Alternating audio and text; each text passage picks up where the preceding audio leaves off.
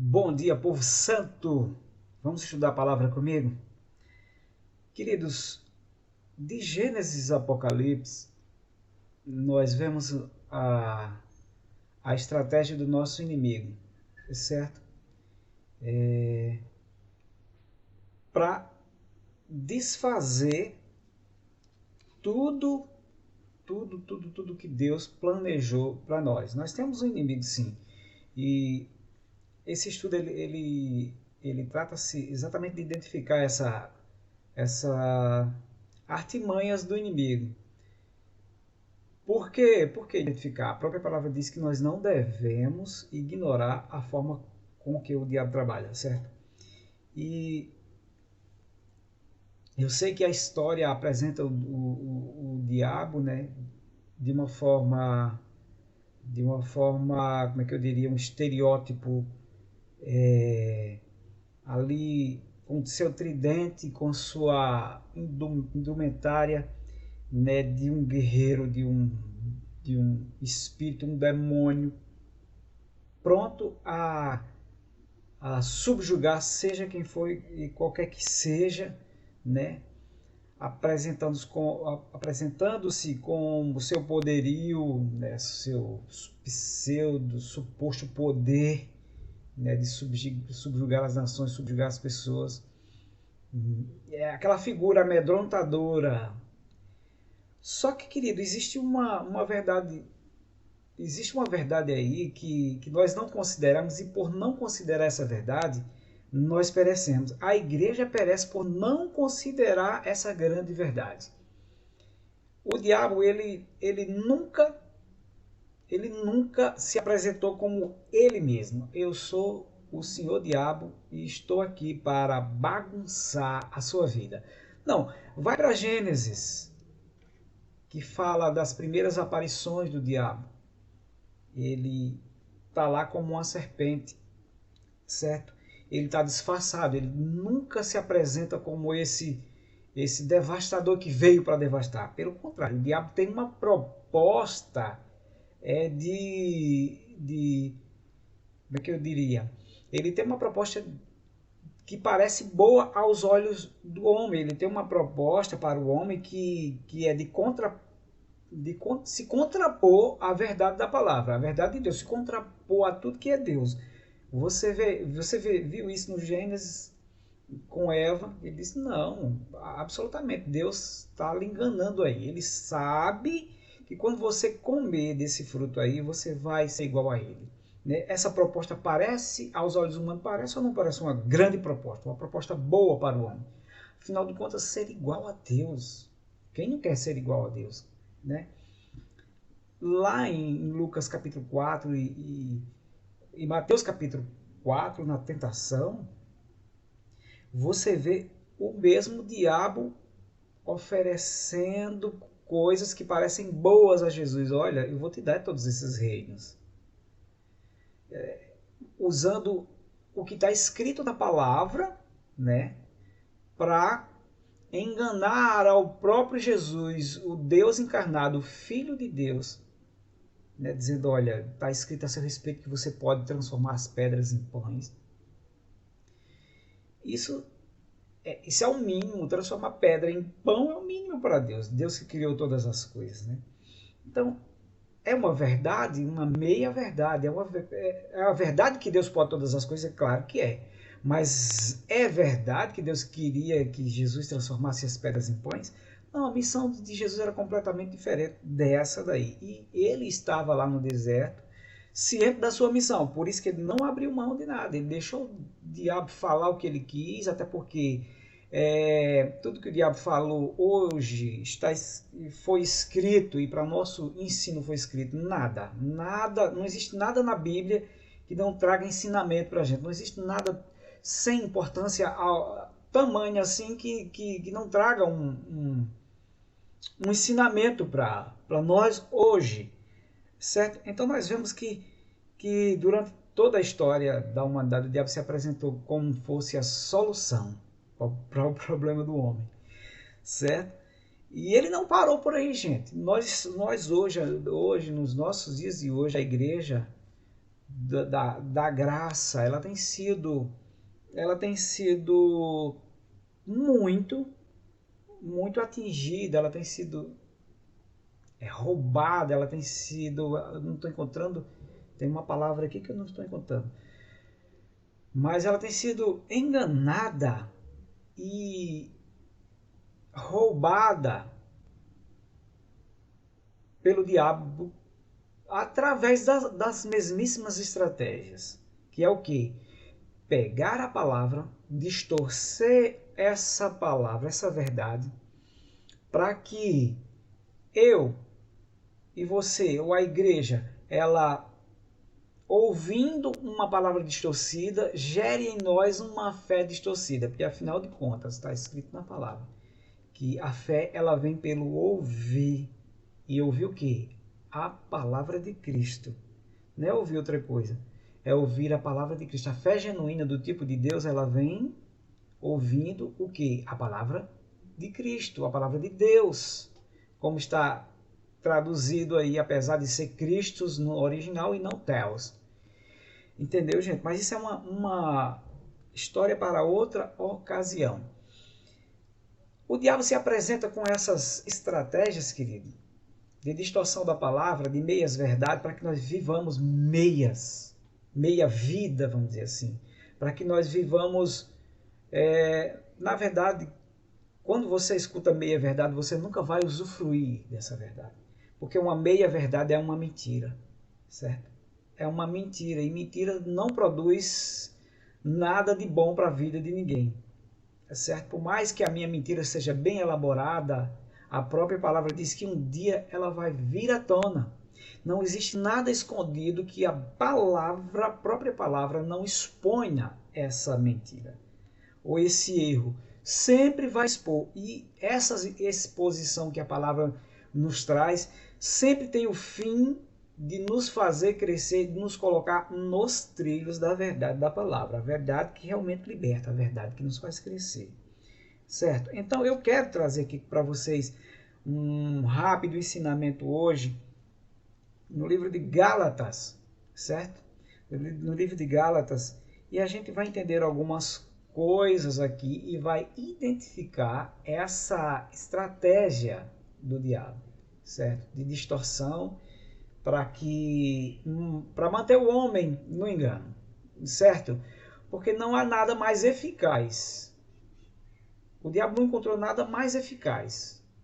Nem o próprio pecado é tão eficaz na vida, para causar problema na vida do homem, para causar destruição na vida do homem, quanto a palavra distorcida. É muito sério, gente. É muito sério. Você vê o diabo, na verdade, levando o homem através da distorção da palavra para ele cometer pecado. Para ele consumar o pecado. Mas é através do engano que o homem consuma o pecado. Porque o homem consciente do pecado e do seu problema, sem um fator externo para levar ele a pecar, ele não pecaria. Certo?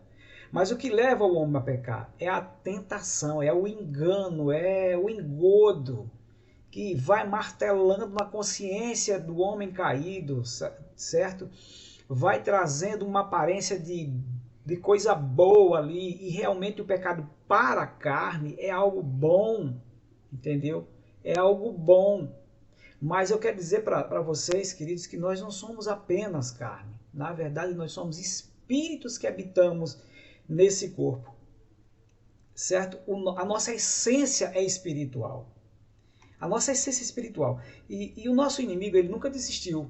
Ah, Júnior, por que você está pregando, pastor Júnior, ministro Júnior, ou seja lá o que você queira me chamar, na nova aliança da graça sobre o pecado? Que a mensagem do pecado é um dos pilares da doutrina do cristianismo. Não dá para você pregar uma coisa desvinculada da outra. Certo? Se você esquece de pregar uma coisa, vai ficar bambo aí. Ou você vai crescer demais numa coisa e cair na outra, ou não vai, entendeu? Ou não vai crescer de forma alguma, porque uma coisa depende da outra, Certo? Para mim não errar, é preciso eu ter consciência de que existe um erro.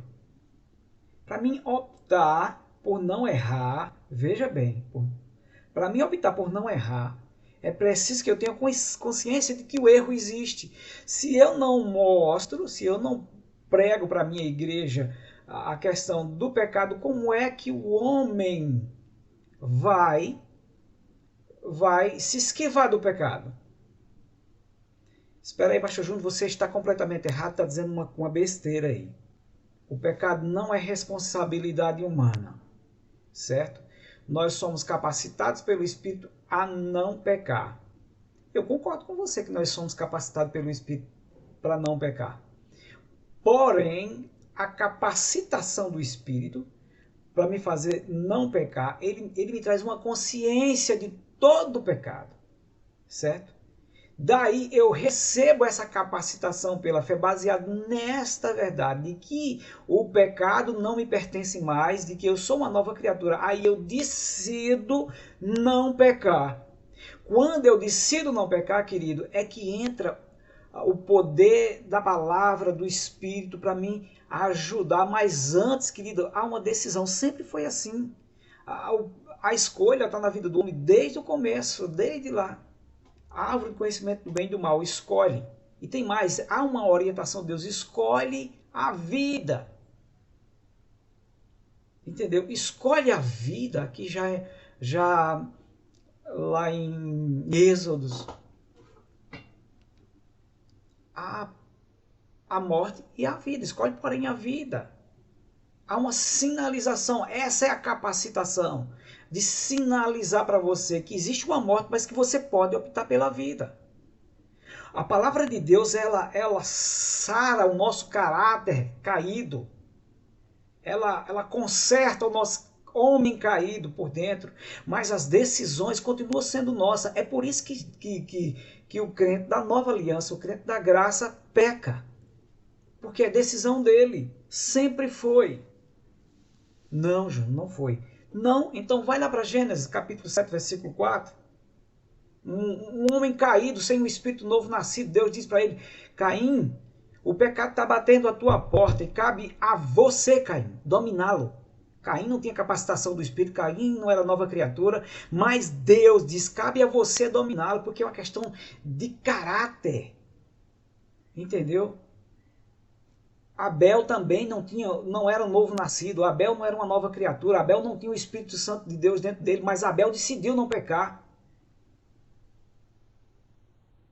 Percebe, querido, que há uma linha muito fina aí, o diabo diz: não, o pecado deixa, que o pecado agora não tem mais nem poder sobre sua vida, mas nós vamos ver isso aqui, que continua tendo, se você se inclinar para ele. Por que a nossa preocupação tão grande em falar sobre pecado hoje na nova aliança? Principalmente na nossa igreja local. Porque a nossa igreja local tem vivido um engano, e esse engano tem trazido destruição, afastamento das pessoas da nossa igreja, porque passou-se uma ideia errada de que a nossa igreja pode tudo. E as pessoas dizem nela: por que eu ir para aquela igreja se pode tudo? Para poder tudo eu fico aqui no mundo mesmo, pecando à vontade. Mas isso é engano do diabo. O diabo pegou a coisa mais preciosa que nós temos hoje, que é a graça de Cristo, e fez o que ele fazia com a lei, fez o que ele fazia com o tempo da inocência, sabe? Distorcer para levar o homem ao pecado. Vamos a Gálatas, vamos começar com Gálatas, que ainda é um pouco leve. Quando a gente passar para Romanos, vocês vão ver que o caldo engrossa ali, com relação ao pecado. E é um apóstolo da graça. Agora, por que Paulo foi tão despertado a pregar sobre pecado? Ele dedicou o livro de Romanos a falar sobre os danos do pecado na vida do homem. Cara, e o que ele causa é um apóstolo da graça no tempo da graça. Mas por que ele dedicou tanto tempo a combater o pecado? Porque os gentios, que eram os romanos, e nós, consequentemente, entendemos graça completamente deturpada, porque o diabo se encarregou de deturpar essa mensagem da graça, para que, recebendo essa mensagem da graça deturpadamente, nós vivamos deturpadamente. Vivamos uma vida à mercê do pecado, dizendo, não, eu posso pecar, porque eu estou na graça. Paulo, então, o que devemos fazer? Continuar no pecado para que a graça superabunde? Percebe a sutileza do diabo aí, queridos? Se a graça ela abundasse do pecado, esse seria o caminho, querido. Mas a graça ela superabundou onde abundou o pecado para sobrepujar o pecado, entendeu? Para subjugar o pecado. Se eu entendo que eu sou um cheio da graça, querido, eu piso na cabeça do diabo com relação ao pecado. Eu rejeito o pecado e não aceito ele, porque eu sou da graça, eu sou filho de Deus, eu fui resgatado pela graça, queridos. Como novamente eu vou me submeter ao jugo do pecado? Veja que Paulo diz, como é que vocês, isso em Romanos capítulo 6, como é que uma vez sendo salvos pela graça, libertos da força do pecado, vocês, não é a circunstância não, vocês estão se submetendo novamente ao jugo do pecado.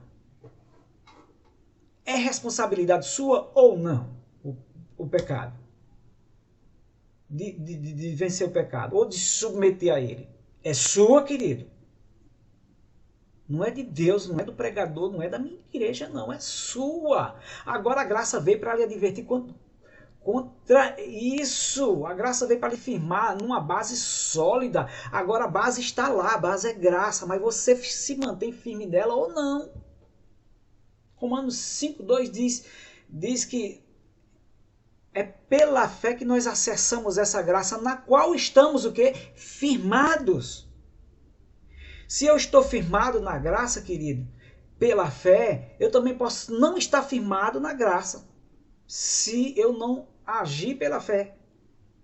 Fé e pecado são antagônicos. Graça e pecado são coisas diferentes, antagônicas.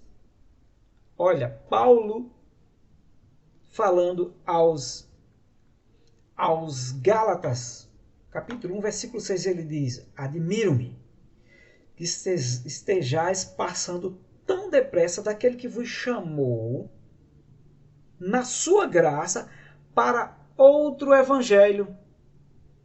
Isso não soa familiar para vocês, querido?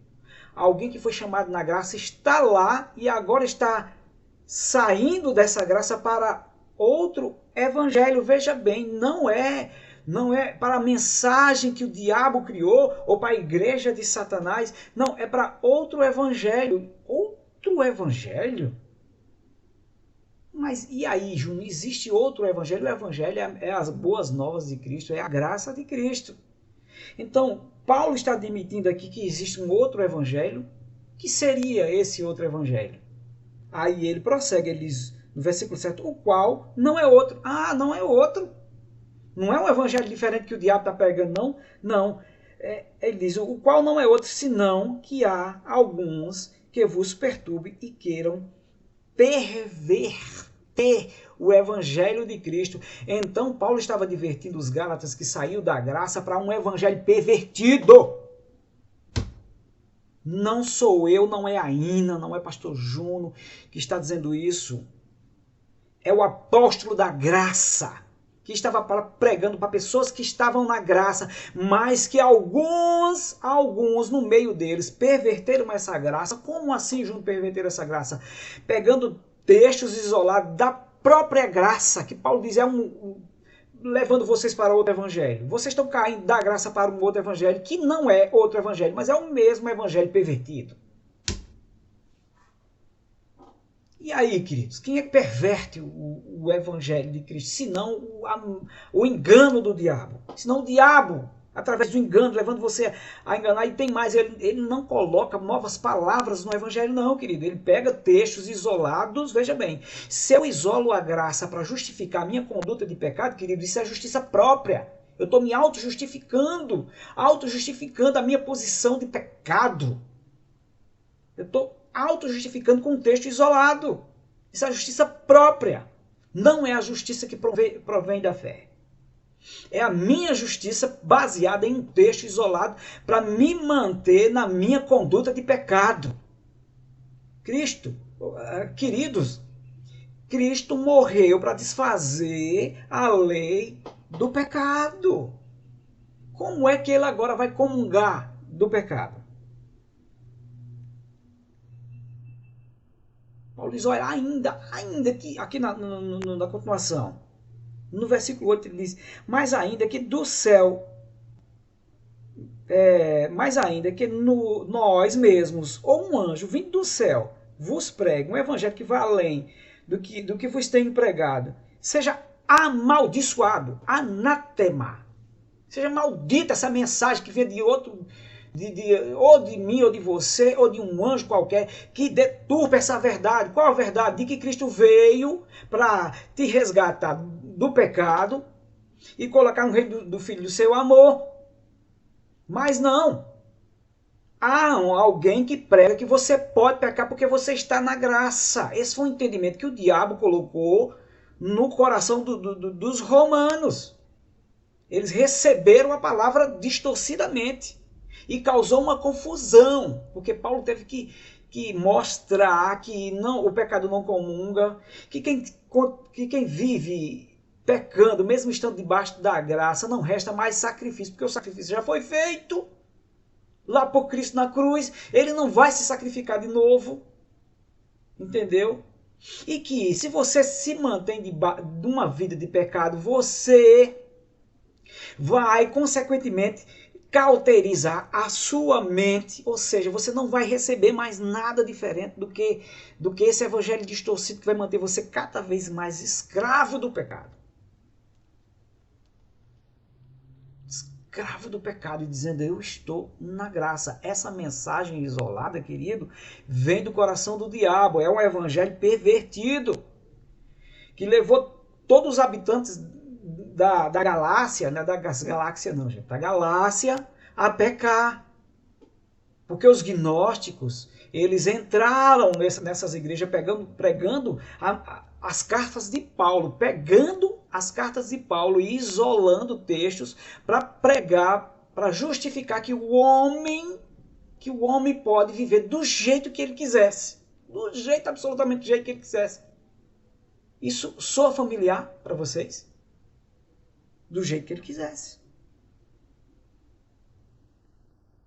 A Bíblia diz que no fim, os homens iam ter comichões nos ouvidos, iam levantar para eles pregadores, pregando uma mensagem que fosse agradável aos ouvidos deles. Certo? Isso soa familiar à igreja. Aí Paulo diz no versículo 10.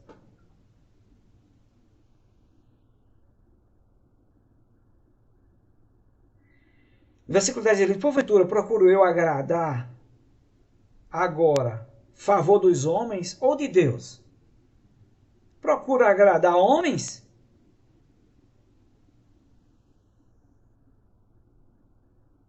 Eu procuro agradar homens, por acaso? Eu quero agradar a Cristo.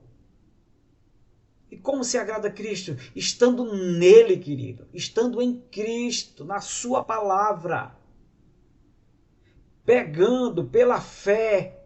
A palavra de Cristo, ela nos gera fé, querido. E a fé nos capacita a vencer, seja qualquer que seja a investida do diabo.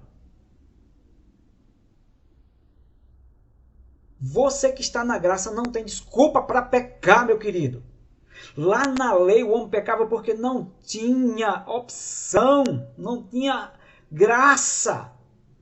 Eles nem sequer sabiam que existia pecado, eles pecavam inconscientemente. Mesmo assim a morte reinou sobre eles por causa do pecado.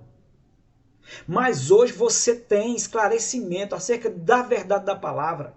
Que você é uma nova criatura e não está mais sujeito a esse pecado, pelo amor de Deus. Pelo amor de Jesus. Como é que você... Se você peca hoje na graça, você é mais miserável do que o pecador da lei, gente. Sabe?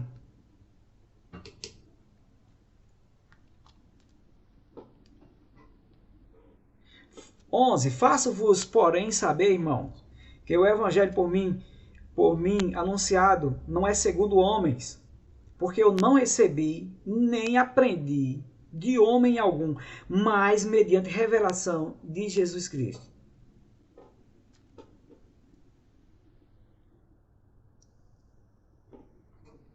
Paulo recebeu, querido, o apóstolo da graça recebeu o evangelho da graça para os gentios, que somos eu e você, direto de Jesus, mostrando milimetricamente como uma nova criatura procede.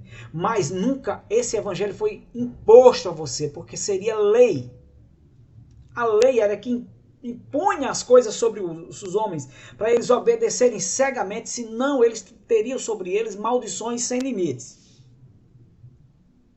Mas a graça não, a graça está disponível na cruz de Jesus, consumada. Essa graça ela não passou automaticamente para o mundo, porque apesar de Cristo ter morrido por amor ao mundo, como está escrito, ele amou o mundo de tal maneira que deu seu Filho unigênito. Mas o fato dele ter amado o mundo e dado o seu Filho unigênito, o mundo não foi salvo. Mas existe uma continuação desse versículo que diz: a todos quanto crerem e receberem seriam salvos. Ele amou o mundo de tal maneira para que todo que nele crê não perecesse, mas tenha a vida eterna. Tivessem a vida eterna. E tenha a vida eterna. Mas a todos que creem, querido, essa salvação não passou automaticamente, senão não precisaria mais de pregação, senão o mundo estaria completamente salvo, a igreja não precisaria mais pregar. Entendam, queridos. Assim como a salvação não passou automaticamente, o fim do pecado, a dissolução do pecado sobre a terra também não passou automaticamente. O pecado continua existindo sobre a terra, causando danos. É a arma que o diabo usa para subjugar o ser humano até hoje, certo? Mas a todos quantos recebem a graça, veja bem, Romanos capítulo 5, versículo 2 diz que pela fé nós acessamos essa graça e nos firmamos nela. Quem acessa essa graça pela fé e se firma nela, querido, está livre da lei, do pecado e da morte. Porque está firmado na graça. Agora, querido, se eu continuo pecando, provavelmente eu entendi essa mensagem errada, deturpada pelo diabo. Porque a palavra diz que não há comunhão alguma entre trevas e luz. De uma mesma fonte não pode jorrar água doce e água salgada.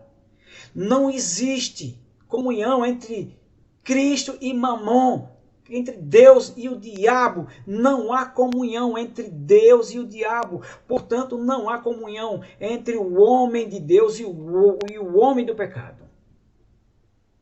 A Bíblia diz que eu estou em Cristo quando eu recebo Ele pela fé.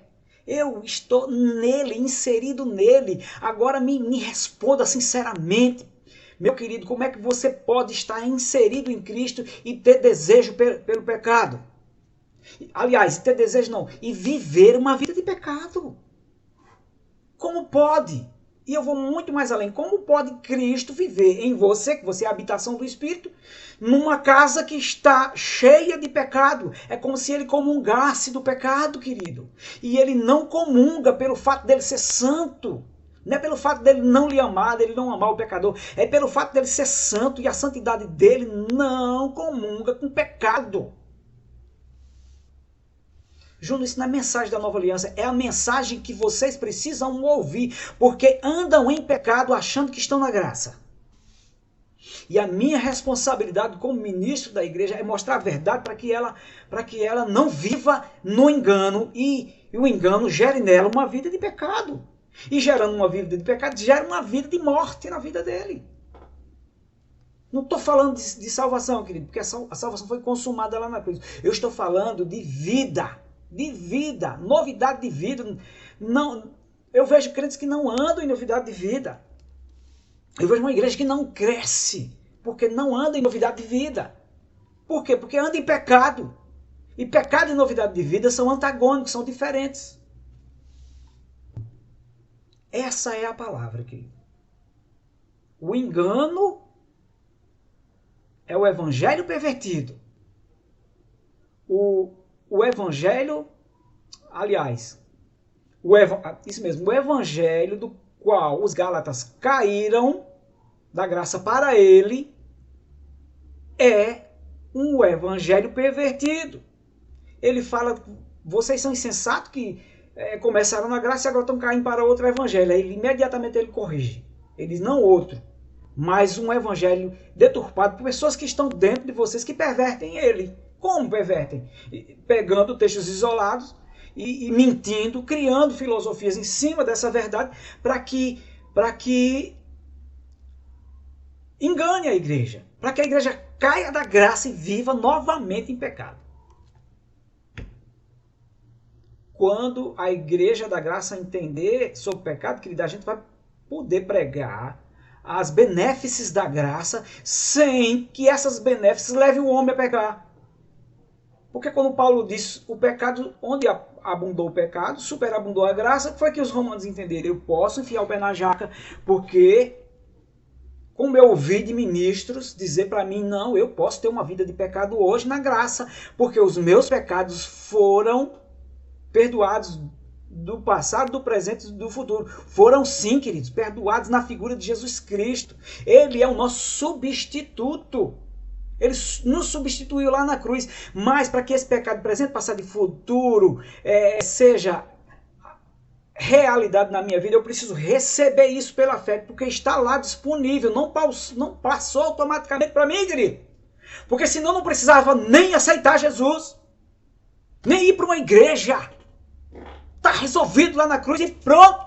Mas não, eu preciso receber pela fé o que Cristo fez, para que eu viva isso verdadeiramente e tenha condições verdadeiramente, que ele disse, de andar em novidade de vida, de ser realmente uma nova criatura. Porque se eu era uma velha criatura que vivia no pecado e eu sou uma nova criatura que vive o pecado, qual a diferença? Não sou nova criatura se eu vivo em pecado. Se o que caracterizava a velha criatura era uma vida em pecado, como é que eu vou ser uma nova criatura vivendo em pecado também? Há algo errado, enganosamente errado aí, igreja. Para manter você no engano, dizendo eu sou da graça, eu sou da graça, sou da graça, e não é. Paulo disse, se realmente vocês estão no Espírito. O apóstolo da graça, gente. Leiam Romanos, queridos. Para de ouvir essas filosofias da internet aí, sem nenhuma base bíblica. Sem nenhuma base bíblica. Para de ouvir essas tolices. Você tem um Espírito para lhe auxiliar. Pega a palavra e vá ler. Diga, Espírito Santo, me revela o que está aqui.